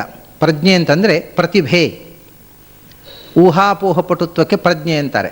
ಒಬ್ಬನಿಗೆ ಜ್ಞಾನ ಇದೆ ಅಂದರೆ ಬೇರೆ ಅರ್ಥ, ಅವನಿಗೆ ಪ್ರಜ್ಞೆ ಇದೆ ಅಂದರೆ ಬೇರೆ ಅರ್ಥ. ಅವನು ಜ್ಞಾನಿ ಅಂದರೆ ಬೇರೆ ಅರ್ಥ, ಅವನು ಪ್ರಾಜ್ಞ ಅಂದರೆ ಬೇರೆ ಅರ್ಥ. ಪ್ರಜ್ಞಾ ಅಂತಂದರೆ ಒಂದು ವಿಷಯವನ್ನು ಹೇಳಿದರೆ ಅದರ ಒಳ ಹೊರಗುಗಳನ್ನು ಊಹಿಸಿಕೊಂಡು ಅದರ ರಹಸ್ಯವನ್ನೆಲ್ಲ ತಿಳಿಯುವಂಥ ಪ್ರತಿಭೆಗೆ ಪ್ರಜ್ಞಾ ಅಂತ ಹೇಳ್ತಾರೆ. ಅಥವಾ ಒಂಥರ ಇಂಟ್ಯೂಷನಲ್ ಮೈಂಡ್, ಅದು ವಿಷಯಗಳನ್ನು ಊಹಿಸಬಲ್ಲಂಥ, ಎಲ್ಲವನ್ನು ತಿಳಿ ಹೇಳುವುದು ಅಲ್ಲ, ಒಂದು ವಿಷಯ ಹೇಳಿದರೆ ಅದಕ್ಕೆ ಸಂಬಂಧಪಟ್ಟ ಎಲ್ಲವನ್ನು ಗ್ರಹಿಸಬಲ್ಲಂಥ ಪ್ರತಿಭೆಗೆ ಪ್ರಜ್ಞಾ ಅಂತ ಹೇಳ್ತಾರೆ. ಪ್ರಜಾನನ್ ಅಂತ ಅನ್ನುವುದನ್ನು ನಾನು ಅದನ್ನು ಪೂರ್ತಿಯಾಗಿ ಅದರ ಎಲ್ಲ ವಿವರಗಳನ್ನು ತಿಳಿದವನು, ಆದ್ದರಿಂದ ನಿನಗೆ ಹೇಳ್ತೇನೆ ಅಂತಲೂ ಅರ್ಥ ಮಾಡಬಹುದು. ನಚಿಕೇತಃ ಪ್ರಜಾನನ್ ಅಂದರೆ ನೀನು ಅಂತಹ ಪ್ರಜ್ಞೆ ಉಳ್ಳವನು ಅಂತ ನಚಿಕೇತನ ವಿಶೇಷಣವಾಗಿಯೂ ಮಾಡಬಹುದು. ಅದನ್ನು ನೀನು ಬಹಳ ಪ್ರಜ್ಞಾವಂತ, ನಾನು ಅದರ ಸುಳಿವು ಕೊಟ್ಟುಬಿಟ್ರೆ ನೀನು ಪೂರ್ತಿ ತಿಳ್ಕೊಂಡು ಬಿಡ್ತೀಯ, ಆದ್ದರಿಂದ ನಿನಗೆ ಅದರ ಗುಟ್ಟಿನ ಮೂಲ ಸೂತ್ರವನ್ನು ಹೇಳ್ತೇನೆ ಅಂತಾನೆ. ಆ ಮೂಲ ಹೇಳಿಬಿಟ್ರೆ ನೀನು ಮತ್ತೆ ಅದರ ಪೂರ್ತಿ ಶಾಖೋಪಶಾಖೆಗಳನ್ನು ತಿಳ್ಕೊಳ್ಳಬಲ್ಲೆ. ಏನದು ಆ ಅಗ್ನಿ ಅಂತಂದರೆ, ಈಗ ಅದರ ಗುಟ್ಟು ಹೇಳಿಬಿಡ್ತಾನೆ ಆ ಅಗ್ನಿ ಅಂತಂದರೆ ಅನಂತಲೋಕಾಪ್ತಿಂ ಅಥೋ ಪ್ರತಿಷ್ಠಾಂ ವಿದ್ಧಿತ್ವಮೇತಂ ನಿಹಿತಂ ಗುಹಾಯಾಮ್ ಅಂದ. ಆ ಅಗ್ನಿ ಅನಂತ ಲೋಕಾಪ್ತಿ ಅಂತ ಅಂದ್ಬಿಟ್ಟ. ಸ್ವರ್ಗವನ್ನು ಕೊಡುವಂಥದ್ದು ಅಂತ ಕೇಳಿದ್ದೀವನು, ಇವನು ಹೇಳ್ತಾನೆ ಅದು ಅನಂತವಾದ ಲೋಕವನ್ನು ಕೊಡುವಂಥದ್ದು ಅಂತ. ಅನಂತವಾದ ಲೋಕ ಅಥವಾ ಅನಂತನ ಲೋಕ, ಅನಂತನ ಲೋಕವು ಅನಂತ ಲೋಕ, ಅನಂತವಾದ ಲೋಕವು ಅನಂತ ಲೋಕ. ಅನಂತ ಅಂತ ಹೇಳುವಂಥ ಶಬ್ದ ಭಗವಂತನ ಹೆಸರು. ಯಾಕೆಂದರೆ ಜಗತ್ತಿನಲ್ಲಿ ಅನಂತವಾದ ವಸ್ತು ಇರುವುದು ಭಗವಂತನೊಬ್ಬನೇ, ಎಲ್ಲವೂ ಶಾಂತ. ಅನಂತ ಅಂದರೆ ಯಾವ ಯಾವ ಅನಂತಗಳು, ಅಂತ ಇಲ್ಲದ್ದು, ಕೊನೆ ಇಲ್ಲದ ವಸ್ತು ಅಂತ. ಕೊನೆ ಇಲ್ಲದ್ದು ಅಂದರೆ ಅನೇಕ ವಿಧವಾದ ಕೊನೆ, ದೇಶದಿಂದ ಕೊನೆ ಇಲ್ಲದ್ದು, ಕಾಲದಿಂದ ಕೊನೆ ಇಲ್ಲದ್ದು, ಗುಣಗಳಿಂದ ಕೊನೆ ಇಲ್ಲದ್ದು ಅಂತ 3 ವಿಧವಾದ ಅನಂತತ್ವವನ್ನು ಹೇಳ್ತಾರೆ. ಯಾವುದಕ್ಕೆ ದೇಶದಿಂದ ಕೊನೆ ಇಲ್ಲವೋ ಅಂದರೆ ಎಲ್ಲ ದೇಶದಲ್ಲಿಯೂ ಇರುವಂಥದ್ದು, ಅಂದರೆ ಆಮ್ನಿ ಪ್ರೆಸೆಂಟ್. ಯಾವುದು ಸರ್ವಗತವೋ ಅದು ಅನಂತ. ಅದರಿಂದ ನಾವು ಅನಂತರಲ್ಲ, ಯಾಕೆಂದರೆ ಜೀವ ಅಣು, ಅದಕ್ಕೆ ಅಂತ ಇದೆ. ಆಚೆಯಿಂದ ಜೀವ ಇಲ್ಲ, ಈಚೆ ದೇಹದ ಒಳಗೆಲ್ಲ ಜೀವ ಇಲ್ಲ. ದೇಹದಲ್ಲಿ ಹೃದಯದಲ್ಲಿ ಒಂದು ಅಣುರೂಪವಾಗಿ ಜೀವ ಇದೆ. ಅದರಿಂದ ಜೀವ ಅನಂತ ಅಲ್ಲ. ಎಲ್ಲ ದೇಶದಲ್ಲಿಯೂ ಇರುವಂಥದ್ದು ಅನಂತ. ಸರಿ, ಹಾಗಾದರೆ ಆಕಾಶ ಇದೆ, ಆಕಾಶ ಅನಂತ. ಕಾಲ ಅನಂತ, ಕಾಲ ಎಲ್ಲ ಕಡೆಯೂ ಇದೆ. ಮತ್ತು ಒಂದು ವಿಚಿತ್ರ ಅಂದರೆ ಎಲ್ಲ ಕಾಲದಲ್ಲಿಯೂ ಕಾಲ ಇದೆ, ಕಾಲದಲ್ಲಿ ಕಾಲ ಇರೋದು. ಎಲ್ಲ ಕಾಲದಲ್ಲೂ ಕಾಲ ಇಲ್ಲದ ಕಾಲ ಅಂದರೆ ಯಾವುದು? ಅರೆ, ಎಲ್ಲ ಕಾಲದಲ್ಲೂ ಕಾಲ ಇದೆ. ಅದು ಕಾಲತಃ ಅನಂತ, ದೇಶತಃ ಅನಂತ. ಆದ್ದರಿಂದ ಒಂದು ದೃಷ್ಟಿಯಿಂದ ಕಾಲ ಆಕಾಶಗಳು ಅನಂತ ಅಂತ ಹೇಳಬಹುದು. ಭಗವಂತ ಈ 2 ವಿಧವಾದ ಅನಂತ, ದೇಶದಿಂದಲೂ ಅನಂತ, ಎಲ್ಲ ಕಡೆಯೂ ಇರುವವ, ಕಾಲದಿಂದಲೂ ಅನಂತ. ಕಾಲದಿಂದ ಅನಂತ ಅಂದರೆ ನಾಶ ಇಲ್ಲದವ, ಯಾವ ಕಾಲದಲ್ಲೂ ಇರುವವ, ಎಲ್ಲ ಕಾಲದಲ್ಲೂ ಇರುವವ. ಜೀವನು ಆ ಅರ್ಥದಲ್ಲಿ ಒಂದು ಅನಂತ ಜೀವ ಹೌದು. ಜೀವನಿಗೆ ಕಾಲತಃ ನಾಶ ಇಲ್ಲ, ಯಾವ ಕಾಲದಲ್ಲೂ ಜೀವ ಇದ್ದೇ ಇದೆ. ಜೀವ ಇಲ್ಲದ ಕಾಲ ಅಂತ ಒಂದಿಲ್ಲ. ಹಾಗಾಗಿ ಜೀವನಿಗೆ ಹುಟ್ಟು ಸಾವು ಇಲ್ಲ, ಆದ್ದರಿಂದ ಅವನು ಅನಂತ. ಕಾಲದಿಂದ ಜೀವನೂ ಅನಂತ. ಭಗವಂತ ದೇಶದಿಂದಲೂ ಅನಂತ, ಕಾಲದೇಶಗಳು ಅನಂತ. ಅಷ್ಟೇ ಅಲ್ಲ, ಲಕ್ಷ್ಮಿ ಅವಳು ಕಾಲತಃ ಅನಂತಳು, ದೇಶತಃ ಅನಂತಳು. ಭಗವಂತನಂತೆಯೇ ಸರ್ವದೇಶ ವ್ಯಾಪ್ತಿ ಪ್ರಕೃತಿಗೆ ಇದೆ, ಲಕ್ಷ್ಮಿಗೆ ಇದೆ, ಜೀವರಿಗಿಲ್ಲದೆ ಇದ್ದರು. ಕಾಲದೇಶದ ಅನಂತತ್ವ ಆದರೂ ಬೇರೆಯವರಲ್ಲಿ ಇರಬಹುದು. 3ನೆಯ ಒಂದು ಅನಂತತ್ವ ಇದೆ, ಗುಣತಃ ಅನಂತ ಅಂತ. ಎಲ್ಲ ಗುಣಗಳಿಂದ ತುಂಬಿರುವುದು, ಸರ್ವಗುಣ ಪೂರ್ಣತ್ವ. ಆ ಅನಂತತ್ವ ಭಗವಂತನಲ್ಲಿ ಮಾತ್ರ ಇರುವುದು, ಇನ್ಯಾರಲ್ಲಿಯೂ ಇಲ್ಲ. ಇನ್ನೊಂದು ರೀತಿಯಿಂದ ಹೇಳ್ಬೋದು, ದೇಹತಃ ಅನಂತ ಅಂತ. ಅವನ ದೇಹಕ್ಕೂ ನಾಶ ಇಲ್ಲ. ಪರೋ ಮಾತ್ರಯ ತನ್ವಾವೃಧಾನ ನತೇ ಮಹಿತ್ವ ಅನ್ವಷ್ಣುವಂತಿ ಅಂತ ಹೇಳ್ತಾರೆ ಋಗ್ವೇದದಲ್ಲಿ. ಅವನ ದೇಹವೂ ಕೂಡ ಅನಂತ. ಯಾಕೆಂದರೆ ಅವನಿಗೆ ನಾಶವಾಗುವ ಪಾಂಚಭೌತಿಕವಾದ ದೇಹ ಇಲ್ಲ, ಭಿನ್ನವಾದ ದೇಹ ಇಲ್ಲ. ನಮಗೆ ಸ್ವರೂಪ ದೇಹ ನಮ್ಮದು ಅನಂತವೇ, ಆದರೆ ಈ ಸ್ಥೂಲ ದೇಹ ಒಂದಿದೆ, ಅದರೊಳಗೆ ಅನಿರುದ್ಧ ದೇಹ ಒಂದಿದೆ, ಅದರೊಳಗೆ ಲಿಂಗದೇಹ ಒಂದಿದೆ. ಇದೆಲ್ಲವೂ ನಾಶವಾಗುವಂಥವುಗಳು, ಅನಂತಗಳಲ್ಲ. ಭಗವಂತನಿಗೆ ಲಿಂಗದೇಹ ಇಲ್ಲ, ಭಗವಂತನಿಗೆ ಅನಿರುದ್ಧ ದೇಹ ಇಲ್ಲ, ಭಗವಂತನಿಗೆ ಸ್ಥೂಲ ದೇಹ ಇಲ್ಲ. ಅವನ ದೇಹ ಅವನ ಸ್ವರೂಪಭೂತವಾದ್ದು, ಜ್ಞಾನಾನಂದಮಯವಾದದ್ದು. ಆದ್ದರಿಂದ ಭಗವಂತ ದೇಹದಿಂದಲೂ ಅನಂತ, ಎಲ್ಲ ರೂಪಗಳಿಂದಲೂ ಅನಂತ. ಅವನ ರೂಪಗಳಿಗೂ ನಾಶ ಇಲ್ಲ, ಅವನ ಗುಣಗಳಿಗೆ ನಾಶ ಇಲ್ಲ, ಅವನ ಕ್ರಿಯೆಗಳಿಗೆ ನಾಶ ಇಲ್ಲ. ಗುಣ, ಕ್ರಿಯೆ, ರೂಪ, ಅವಯವಗಳಿಂದ ಅನಂತ, ಕಾಲದಿಂದ ಅನಂತ, ದೇಶದಿಂದ ಅನಂತ ಮತ್ತು ಗುಣಗಳಿಂದ ಅನಂತ. ಹೀಗೆ ಎಲ್ಲ ಬಗೆಯ ಅನಂತ್ಯವೂ ಕೊನೆಯಿಲ್ಲದ, ಯಾವುದು ಕೊನೆ ಅಂದರೆ ನಾಶ, ಯಾವ ದೃಷ್ಟಿಯಿಂದಲೂ ನಾಶವಿಲ್ಲದ, ಕಾಲ ದೇಶ ಗುಣಗಳಿಂದ ನಾಶವಿಲ್ಲದ ವಸ್ತು ಯಾವುದೋ ಅದು ಪೂರ್ಣ ಅರ್ಥದಲ್ಲಿ ಅನಂತ. ಆ ಪೂರ್ಣ ಅರ್ಥದಲ್ಲಿ ಅನಂತವಾಗಿರುವವನು ಭಗವಂತನೊಬ್ಬನೇ.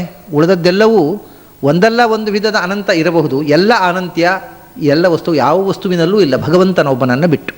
ಆದ್ದರಿಂದ ಅನಂತ ಅಂದರೆ ಭಗವಂತ. ಅವನಿಂದ ಅವನ ಲೋಕ ಅಂದರೆ ಅನಂತ ಲೋಕ, ಭಗವಂತನ ಲೋಕ. ಭಗವಂತನ ಲೋಕ ಅಂತಂದರೆ ನಿತ್ಯ ಲೋಕ, ಅದು ಮೋಕ್ಷ ಅಂತ ಅರ್ಥ. ಆ ಲೋಕವೂ ಅನಂತ, ಅದಕ್ಕೂ ನಾಶವಿಲ್ಲ. ಇಡೀ ಬ್ರಹ್ಮಾಂಡ ನಾಶವಾದಾಗಲೂ ಕೂಡ ಅನಿತ್ಯ ಲೋಕ ನಾಶವಾಗುವುದಿಲ್ಲ. ಭಗವಂತನ 3 ಸ್ಥಾನಗಳನ್ನು ಹೇಳ್ತಾರೆ, ಶ್ವೇತದ್ವೀಪ, ಅನಂತಾಸನ, ವೈಕುಂಠ ಅಂತ. ಈ 3 ಲೋಕಗಳಿಗೆ ನಾಶವಿಲ್ಲ. ಅವು ಅನಂತವಾದ, ಅಂದರೆ ಅವುಗಳಿಗೆ ದೇಶತಃ ಕಾಲತಃ ಗುಣತಃ 3 ವಿಧ ಅನಂತ ಹೇಳುವುದಲ್ಲ, ಅವು ಕಾಲತಃ ಅನಂತಗಳು. ಅವುಗಳಿಗೂ ನಾಶ ಇಲ್ಲ, ಯಾವ ಕಾಲದಲ್ಲೂ ನಾಶವಿಲ್ಲದ ನಿತ್ಯ ಲೋಕಗಳು. ಆದ್ದರಿಂದ ನಿತ್ಯನಾದ ಭಗವಂತನ ನಿತ್ಯವಾದ ಲೋಕ ಅನಂತ ಲೋಕ, ಅದನ್ನು ಪಡೆಯುವುದಕ್ಕೆ ಕಾರಣವಾದ ಅಗ್ನಿ ಅಂತಂದರು. ಹಾಗಾದರೆ ಈ ಅಗ್ನಿವಿದ್ಯೆಯಿಂದ ಬರೀ ಸ್ವರ್ಗ ಪಡೆಯುವುದಲ್ಲ, ಸ್ವರ್ಗ ನಿತ್ಯ ಅಲ್ಲ, ಸ್ವರ್ಗಕ್ಕೆ ನಾಶ ಇದೆ. ಪ್ರಳಯ ಕಾಲದಲ್ಲಿ ಸ್ವರ್ಗವೂ ನಾಶವಾಗ್ತದೆ, ಇಡೀ ಬ್ರಹ್ಮಾಂಡ ನಾಶವಾಗ್ತದೆ.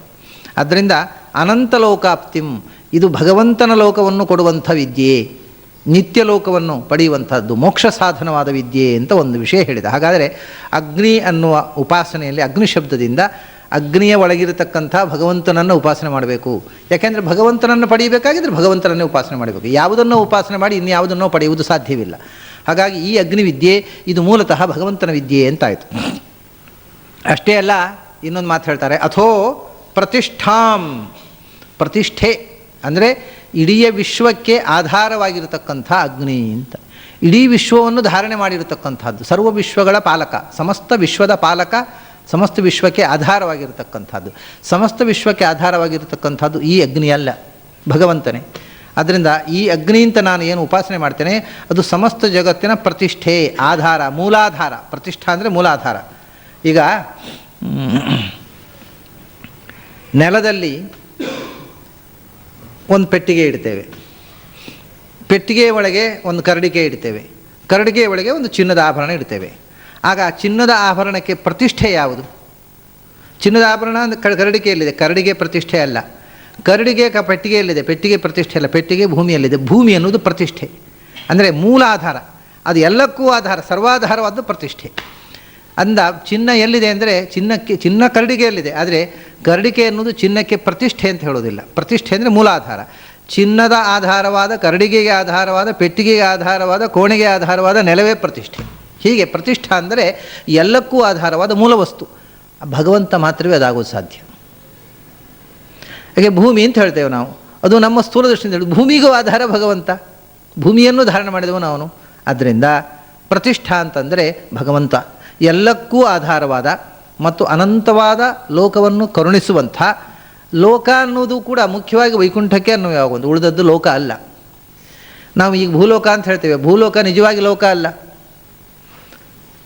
ಈ ಲೋಕಗಳು ಯಾವುದೂ ನಿಜವಾದ ಲೋಕಗಳಲ್ಲ. ಲೋಕ ಅಂತ ಅನ್ನೋ ಶಬ್ದಕ್ಕೆ ಅರ್ಥ ಏನು ಗೊತ್ತೋ? ಲೋಕೃ ದರ್ಶನೆ ಅಂತ, ಜ್ಞಾನರೂಪವಾದ ಸ್ಥಿತಿ ಅಂತ.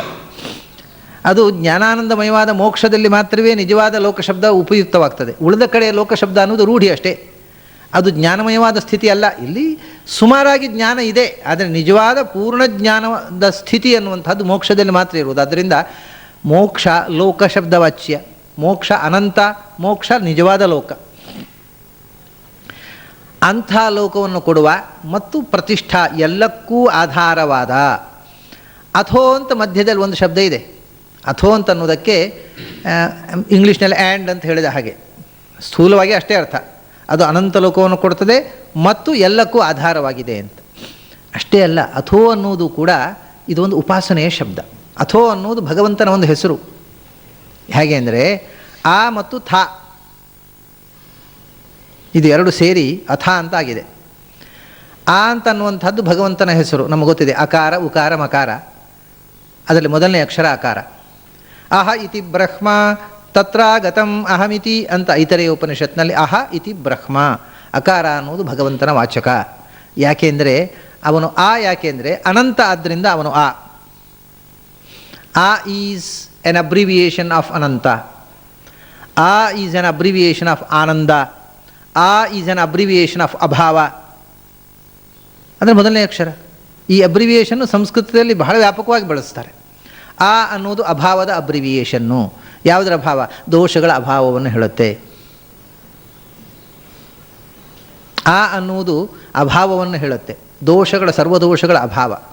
ಮತ್ತು ದೋಷಗಳಿಗೆ ವಿರುದ್ಧವಾದ ಆ ಅನ್ನುವುದಕ್ಕೆ ವಿರೋಧ ಅನ್ನುವ ಅರ್ಥ ಇದೆ, ಆ ಅನ್ನುವುದಕ್ಕೆ ಅಭಾವ ಅನ್ನುವ ಅರ್ಥ ಇದೆ, ಆ ಅನ್ನುವುದಕ್ಕೆ ಭೇದ ಅನ್ನುವ ಅರ್ಥ ಇದೆ. ಅಕಾರಕ್ಕೆ 3 ಅರ್ಥಗಳಿದೆ ಸಂಸ್ಕೃತದಲ್ಲಿ.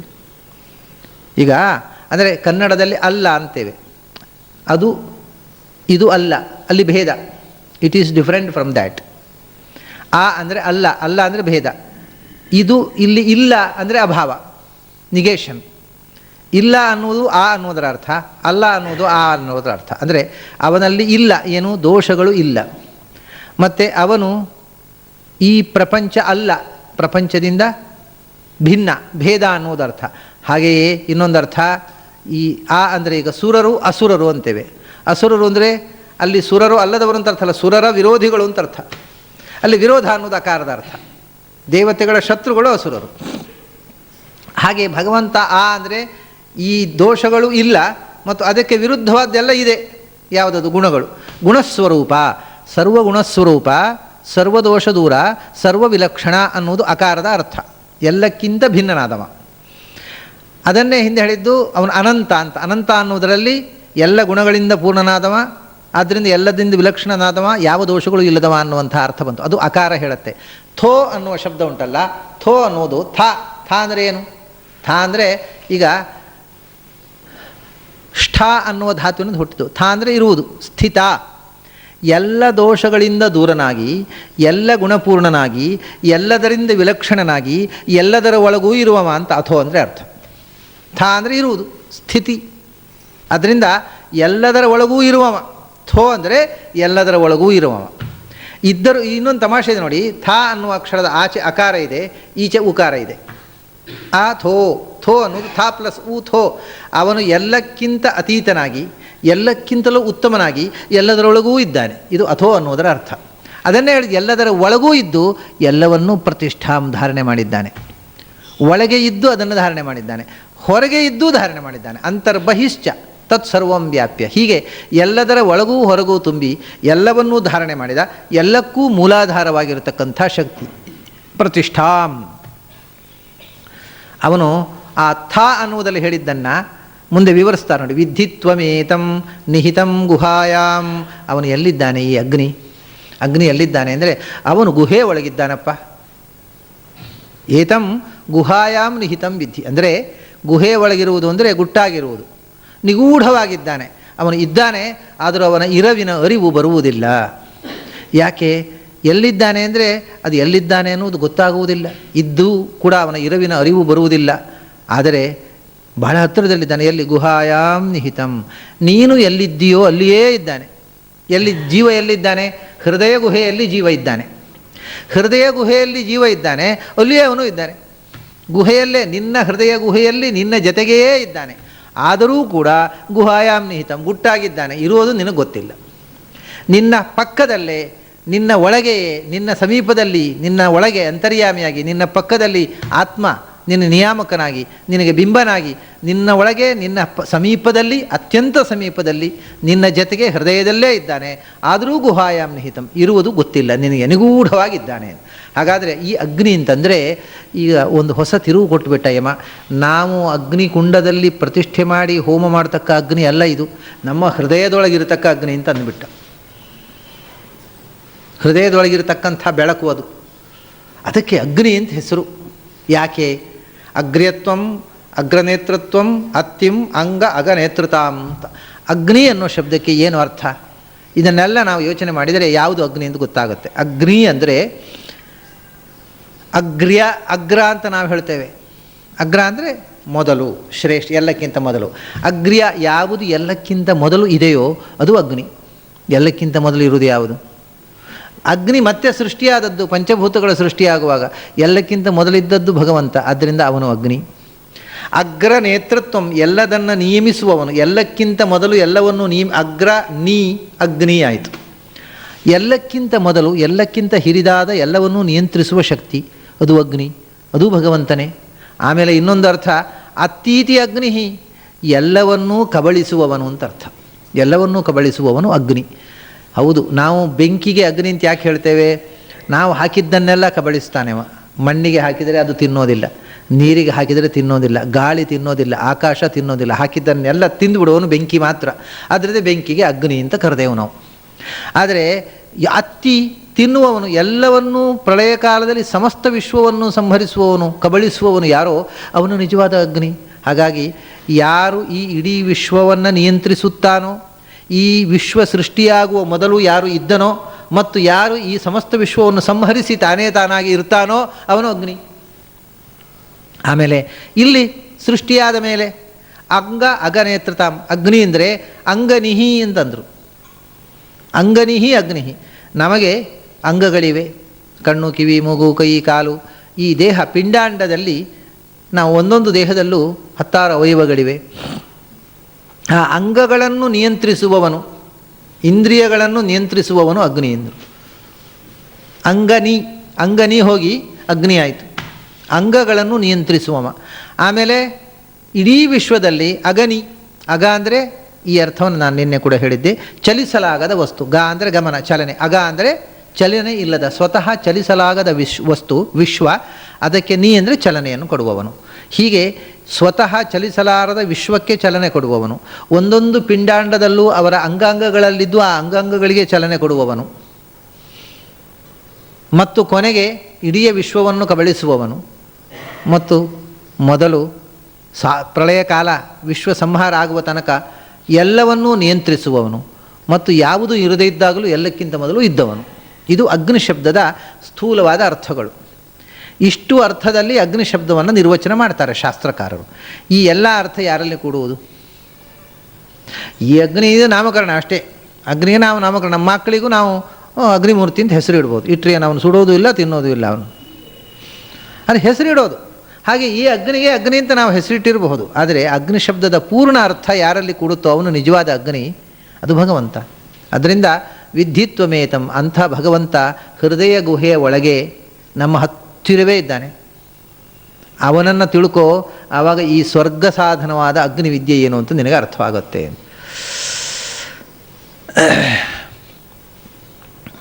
ಹಾಗಾದರೆ ಈ ಇದಕ್ಕೂ ಏನು ಸಂಬಂಧ? ಈಗ ನಾವೇನೋ ಇಟ್ಟಿಗೆ ಹೊರಗಿನಿಂದ ಕುಂಡ ಮಾಡುವುದು, ಕುಂಡದಲ್ಲಿ ಹೋಮ ಮಾಡುವುದು ಅಂತೆಲ್ಲ ಹೇಳ್ತೇವೆ ನಾವು. ನೀವು ಅದು ಒಳಗಿದೆ ಅಂತೀರಿ, ಇದು ಹೊರಗಿರುವುದು ಅಂತ ಹೇಳ್ತೀರಲ್ಲ. ಏನು ಅಂದರೆ ಅದರ ವಿವರ ಹೇಳ್ತಾನೆ. ಲೋಕಾದಿಮಗ್ನಿಂ ತಮುವಾಚ ತಸ್ಮೈ ಯಾ ಇಷ್ಟಕಾಹ ಯಾವತೀರ್ವಾ ಯಥಾವಾ. ಆ ಅಗ್ನಿ ಅದು ಲೋಕಾದಿ, ಎಲ್ಲ ಲೋಕಗಳಿಗೂ. ಲೋಕ ಅಂದರೆ ಎರಡರ್ಥ. ಲೋಕ ಅಂದರೆ ಈ ಪ್ರಪಂಚ, ಚತುರ್ದಶ ಭುವನಗಳು ಮತ್ತು ಅಲ್ಲಿರತಕ್ಕಂಥ ಜೀವಜಾತ. ಲೋಕ ಅಂದರೆ ಜೀವಗಳು ಅಂತ. ಈ ಲೋಕಗಳು, ಲೋಕದಲ್ಲಿರತಕ್ಕಂಥ ಜೀವಗಳು ಎರಡಕ್ಕೂ ಸಂಸ್ಕೃತದಲ್ಲಿ ಲೋಕ ಅಂತಾರೆ. ಲೋಕಸ್ತು ಭುವನೇ ಜನೆ ಅಂತ. ಅಲ್ಲಿರತಕ್ಕಂಥ ಜೀವಗಳು, ಅದು ಎಲ್ಲಕ್ಕೂ ಇವನು ಆದಿ ಅಂತಂದರೆ ಅದರ ಈ ಜೀವಗಳು, ಈ ಲೋಕಗಳು ಇರುವುದಕ್ಕಿಂತ ಮೊದಲು ಇದ್ದವ ಮತ್ತು ಅದಕ್ಕೆ ಕಾರಣನಾದವ. ಆದಿ ಅಂದರೆ ಮೊದಲು ಇರುವವ ಅಂತ ಒಂದರ್ಥ, ಇನ್ನೊಂದರ್ಥ ಆದಿ ಅಂದರೆ ಕಾರಣ ಅಂತ. ಮತ್ತೊಂದರ್ಥ ಇವನು ಕಾರಣನಾದ, ಇವನು ಇಡೀ ವಿಶ್ವವನ್ನು ಸೃಷ್ಟಿ ಮಾಡಿ ಲೋಕಕ್ಕೆ ಕಾರಣನಾಗಿ ಅದನ್ನು ಪಾಲನೆ ಮಾಡಿದ. ಆಮೇಲೆ ಲೋಕಂ ಆದತ್ತೆ ಇತಿ ಲೋಕಾದಿ, ಕೊನೆಗೆ ಅದನ್ನು ಸಂಹಾರ ಮಾಡಿದ. ಜಗತ್ತಿನ ಸೃಷ್ಟಿ ಸ್ಥಿತಿ ಸಂಹಾರಗಳಿಗೆ ಕಾರಣ ಅಂತ ಅರ್ಥ ಲೋಕಾದಿ ಅಂದರೆ. ಇಂಥ ಲೋಕಾದಿಂ ಅಗ್ನಿಂ, ಇಡೀ ವಿಶ್ವಕ್ಕೆ ಕಾರಣವಾಗಿರತಕ್ಕಂಥ ಅಗ್ನಿನಾರಾಯಣನನ್ನು ಅವನಿಗೆ ಉವಾಚ, ತಸ್ಮೈ ತಮ್ ಉವಾಚ, ವಿವರವಾಗಿ ಹೇಳಿದಂತೆ ಯಮ. ಹೇಳಿ ಆಮೇಲೆ ಒಂದು ರಹಸ್ಯವಾದ ಒಗಟನ್ನು ಹೇಳಿಬಿಡ್ತಾನೆ. ಯಮ ಹೇಳಿದ್ದನ ವಿವರ ಈ ಶ್ರುತಿ ನಮಗೆ ಒಂಥರ ಒಗಟನ್ನು ಮಾತ್ರ ಹೇಳುತ್ತೆ. ಏನು? ಯಾ ಇಷ್ಟಕಾಹ ಯಾವತೀರ್ವಾ ಯಥಾವ. ಆ ಅಗ್ನಿಯ ಉಪಾಸನೆಗೆ ಯಾಹ ಇಷ್ಟಕಾಹ, ಯಾವುದು ಇಟ್ಟಿಗೆಗಳು, ಅದು ಇಟ್ಟಿಗೆ ಯಾವುದು, ಯಾವ ಇಟ್ಟಿಗೆಯನ್ನು ಉಪಯೋಗಿಸಬೇಕು ಅದನ್ನು ಹೇಳಿದ. ಯಾವತಿ ಎಷ್ಟು ಇಟ್ಟಿಗೆಗಳನ್ನು ಉಪಯೋಗಿಸಬೇಕು ಆ ಹೋಮಕ್ಕೆ ಅದನ್ನು ಹೇಳಿದ. ಯಥಾವ ಹೇಗೆ ಆ ಇಟ್ಟಿಗೆಗಳನ್ನು ಬಳಸಬೇಕು ಅದನ್ನು ಹೇಳಿದ. ಈ 3 ವಿಷಯ ಹೇಳಿದಂತೆ. 3 ವಿಷಯ ಹೇಳಿದ ಅಂತ ಮಾತು ಹೇಳ್ತಾರೆ, ಏನು ಹೇಳಿದ ಅಂತ ಹೇಳೋದಿಲ್ಲ. ಯಾವುದು ಇಟ್ಟಿಗೆ ಅಂತ ಅನ್ನೋದನ್ನು ಹೇಳಿದ, ಎಷ್ಟು ಇಟ್ಟಿಗೆ ಅನ್ನುವುದನ್ನು ಹೇಳಿದ, ಹೇಗೆ ಅವುಗಳನ್ನು ಬಳಸಬೇಕು ಅನ್ನೋದನ್ನು ಹೇಳಿದ. ಅಷ್ಟೇ ಹೊರತು ಅದು ಹೇಗೆ ಹೇಳಿದ, ಏನು ಹೇಳಿದ ಅನ್ನೋದನ್ನು ಶ್ರುತಿ ಹೇಳೋದಿಲ್ಲ. ಯಾಹ ಇಷ್ಟಕ 3 ವಿಷಯ ಹೇಳಿದ ಅಂತೆ. ಇಟ್ಟಿಗೆಗಳು ಅಂದರೆ ಏನು ಅನ್ನೋದನ್ನು ಹೇಳಿದ, ಇಟ್ಟಿಗೆಗಳು ಎಷ್ಟು ಅನ್ನೋದನ್ನು ಹೇಳಿದ, ಮತ್ತು ಅವುಗಳನ್ನು ಹೇಗೆ ಬಳಸಬೇಕು ಅನ್ನೋದನ್ನು ಹೇಳಿದ. 3 ಹೇಳಿದ. 3 ಹೇಳಿದ ತಕ್ಷಣ ಏನಪ್ಪ ನಾನು ಹೇಳಿದ ಅರ್ಥವಾಯಿತು ಅಂತ ಕೇಳಿದಂತೆ ಯಮ. ಸಚಾಪಿ ತತ್ ಪ್ರತ್ಯವದದ್ ಯಥೋಕ್ತಂ. ಯಮ ಏನು ಹೇಳಿದ್ನೋ ಅದನ್ನು ಹಾಗೆ ಅನುವಾದ ಮಾಡಿ ತೋರಿಸ್ತಂತೆ. ಹೇಳಿದ್ದನ್ನು ತಕ್ಷಣ ಅನುವಾದ ಮಾಡುವಂಥದ್ದು ಅಷ್ಟು ಸುಲಭದ ಕೆಲಸ ಅಲ್ಲ. ಒಂದು ಸರ್ತಿ ಶ್ರವಣ ಮಾಡಿದ ತಕ್ಷಣ ಅದರ ರಹಸ್ಯವೆಲ್ಲ ತಿಳಿಯೋದಿಲ್ಲ. ತಿಳಿದರೂ ಕೂಡ ಅದು ಮನಸ್ಸು ಗ್ರಹಣ ಮಾಡಿದರೂ ಅದನ್ನು